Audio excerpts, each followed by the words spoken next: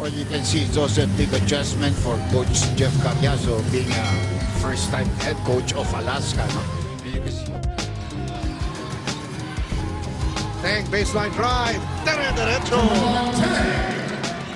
Pushing the ball up allowed them to sort of surprise the defense of the Elasto Painters. Alaska, natalunin sila mula sa labas. Teng lets it fly. Makes them pay. Well, he's 2 out of 3. 15-11, less than a minute. Natitira sa first quarter. Why not? Why not, Jeron Teng?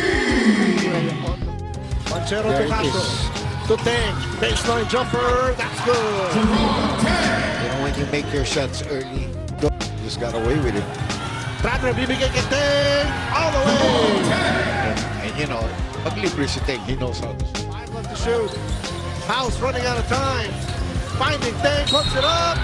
And there's a foul. So happy birthday on Tuesday to my son, Ato, my junior. Happy birthday as we hear again from Selena. Even during transition, last few days as we're encouraging one another to keep their guards up and eliminate any possible runs from the Alaska.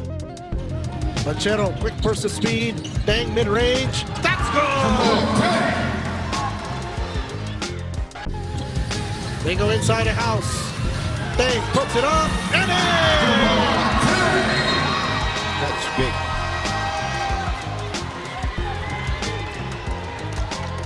Jeron Teng in his first game back delivers when it matters. And what a win, what a game finally.